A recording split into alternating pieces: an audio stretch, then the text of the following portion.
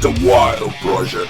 ¿Por qué te dedicas a esto? ¿Por qué eres un reportero, fotógrafo, periodista de guerra, jugándote la vida constantemente o durante mucho tiempo de tu vida? ¿Por qué?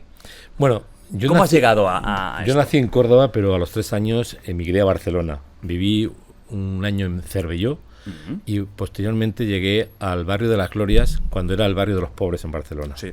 ¿No? Nosotros íbamos a la Barceloneta infectada a bañarnos porque era la playa de los pobres. Y ahí crecí entre los 5 y los 10 años. Y cuando yo tenía más o menos 9 años, un día mi padre llegó con una colección de sellos que le había regalado un compañero de trabajo.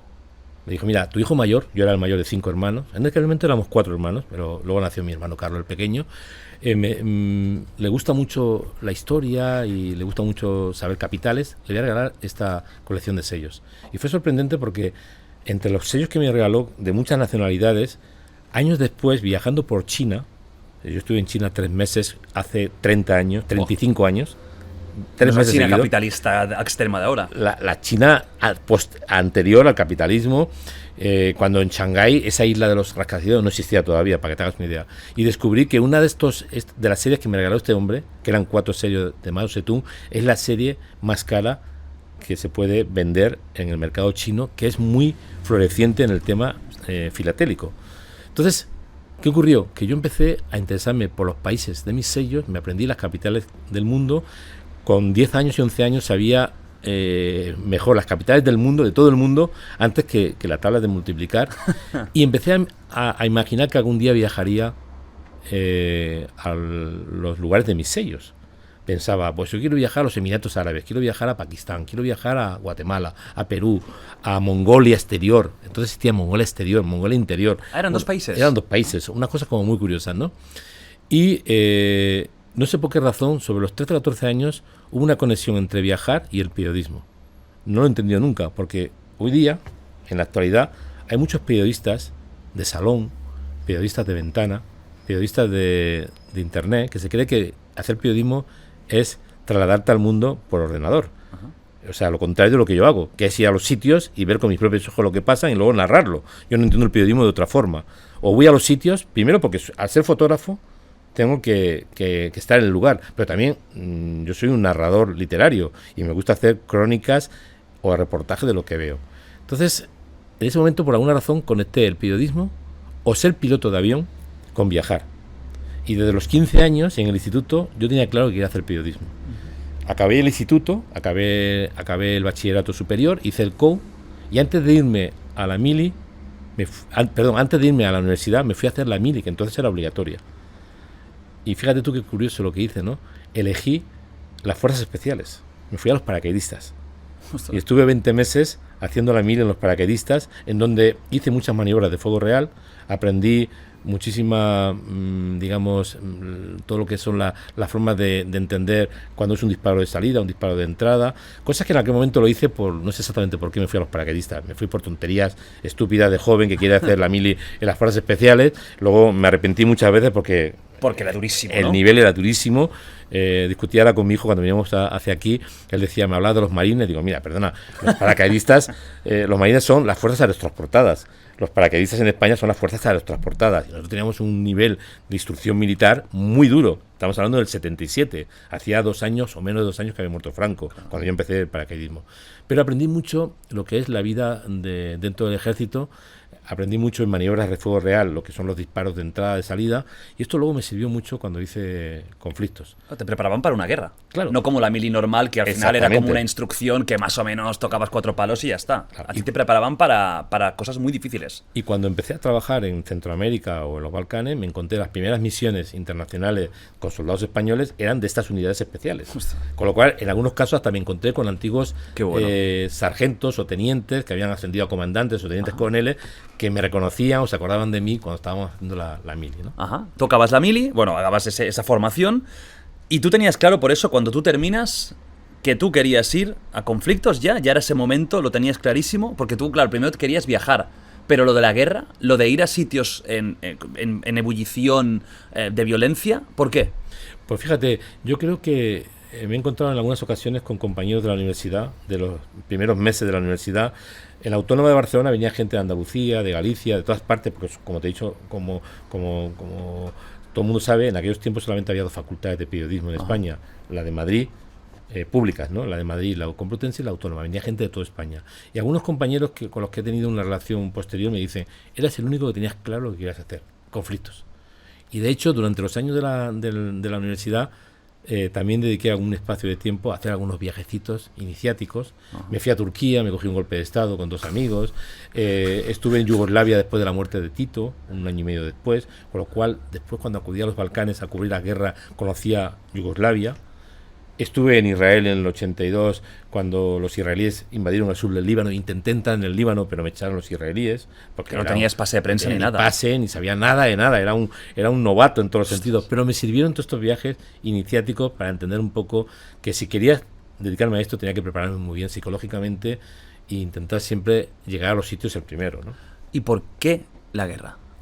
¿Por qué el conflicto y no reportero de otra cosa?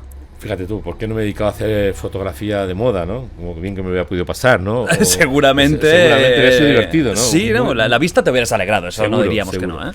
Pues no sé cómo decirte, quizás porque de joven creía que el mundo era bastante más complejo de lo que yo mismo vivía en mi vida cotidiana. Yo tuve una infancia bastante compleja, porque vivía en un sitio donde, bueno, de hecho tuve que trabajar para estudiar. O sea, si yo no hubiera estudiado, si no hubiera trabajado, no hubiera podido estudiar. E intentaba siempre, pues, ver otras cosas que ocurrían en el mundo, ¿no? Y leía muchísimo y empezó a traerme no tanto la guerra, sino situaciones de violencia que ocurrían más allá de mi propia vida cotidiana, ¿no? Y quizás al principio lo pensé como aventura. Me voy a la guerra, es una aventura. Total. Por suerte me di cuenta rápidamente de que la guerra no tiene nada de aventura. La guerra es el mayor fracaso del ser humano y que realmente una vez que la guerra estalla en tu país, las posibilidades de que puedas recuperar la normalidad es muy difícil. Porque las guerras no acaban cuando dice Wikipedia. Las guerras acaban cuando las consecuencias se superan. Y a veces pasan décadas y las consecuencias de la guerra siempre están presentes. Muy buenas ideas y conceptos. Es que estoy ya ahora mismo ya como una película yo, ¿eh? Ya estoy ahí en modo narrador. Estoy escuchando. Es alucinante. ¿Cuál fue el primer? Iremos a Afganistán ahora, pero ¿cuál fue el primer viaje ya como reportero, fotógrafo de conflicto? Mira, acabé periodismo en junio de 1984. A ti te faltaban todavía 3 meses para nacer, 2 meses y medio para nacer. Totalmente, estaba ya llamando a la puerta. Mamá, ábreme que yo ya voy tarde. Tu madre, además, el verano, tu madre tuvo que pasar un verano durísimo, con el calor y todo esto, y tú... Bueno, me dijo que no sufrió mucho, ¿eh? No, pero sí, bueno. Fue un coñazo yo al nacer, porque yo pesaba 4 kilos y pico, Madre te lo mía, juro, y era como una bola eso de demolición. Yo siempre digo, yo nací por pesado. Porque se ve que nací con un mes, o sea, que nací en su momento, pero que tenía un tamaño, que luego fui muy delgadito yo de la infancia, pero no sé qué me pasó ahí. Supongo que mi madre me cuidó bien, le robaba los nutrientes y salí que parecía eso, vamos, el monstruo Bu. Era una cosa de locos. Pues sí, me quedaban nada, meses para nacer. Pues mira, prácticamente el día que tú naciste, que fue el 28 de agosto, yo dejé de trabajar de camarero, como hacía todos los veranos, porque yo el 29 de agosto es mi cumpleaños y lo celebraba, siempre dejaba de trabajar el día antes, o sea, el día que tú naciste del 84 yo dejé de trabajar de camarero, ese año, y me fui 3 meses a Centroamérica, porque entonces eran las guerras más mediáticas, era El Salvador, Nicaragua, Panamá, Guatemala, eran países donde había una gran presencia del interés de la prensa estadounidense, que es la que dicta las normas en el periodismo internacional. Eran conflictos de la Guerra Fría entre la Unión Soviética y Estados Unidos, y además en todos estos países se podía llegar sin visado, hablaban todos el mismo idioma que el mío, eran países pequeños pero muy, muy violentos y se podían pasar las fronteras con bastante facilidad. Y me fui 3 meses vía México, a El Salvador, a Guatemala y a Nicaragua, y con la intención de vender mis reportajes. 3 meses, ¿no? Como freelance. 3 meses después regresé, no vendí nada. No vendí nada, fue un desastre desde el punto de vista económico, pero aprendí muchísimo. Conocí a muchos periodistas sobre el terreno, periodistas a los que yo había estado leyendo durante el tiempo de la universidad, periodistas por los que sentía atracción. Aprendí un poco a hacer las cosas mejor, a organizarme, a preparar los viajes con tiempo, a llamar a las puertas de los medios antes de marcharme, decir, me voy a marchar tal día a tal sitio, ¿os interesa lo que voy a hacer? Y hacer las cosas de manera más organizada. Pero ese fue mi primer viaje y fue interesante porque viví momentos muy curiosos, ¿no? Recuerdo, por ejemplo, un día que iba caminando por un campo de desplazados en El Salvador y me encontré un chavalín de 11 años caminando con una garrafa de agua, venía de una fuente, venía del río de coger agua y empezamos a hablar. Yo le pregunté, ¿cómo te llamas? Me dijo, Samuel. ¿Cuántos años tienes? Tengo 11. Y me dijo, ¿tú de dónde eres? Digo, yo soy de España. Y me dijo, ¿y tu país? ¿Tu país con qué guerras tiene? ¿Con quién está guerreando? Digo, no, mira, mi país ha estado toda la historia guerreando. En Europa siempre hemos estado matándonos entre nosotros, pero hace como unos años que decidimos no matarnos más.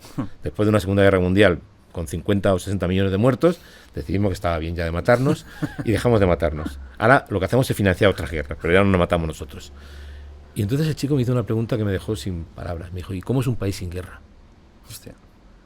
Porque este niño, desde que había prácticamente crecido y había tenido conciencia de lo que pasaba en El Salvador, pues no conocía su país en guerra, sin guerra. Entonces él necesitaba saber. Entonces yo no supe qué responderle, ¿no? Y empecé a darme cuenta de que tú vas con unas ideas de lo que quieres saber y en los países te vas a encontrar muchas veces preguntas sin respuestas, te vas a encontrar formas de hacer las cosas, de decir las cosas que tú no las habías ni siquiera imaginado. Claro. Y que es muy importante encontrar a estos personajes que en pleno desastre de la guerra intentan sobrevivir con dignidad. Para mí son conceptos importantes, la supervivencia, la dignidad, la manera en que las personas se enfrentan a la violencia, ¿no? Y poder narrarlas y contarlas y convertirte un poco en intermediario entre el dolor y el olvido, ¿no?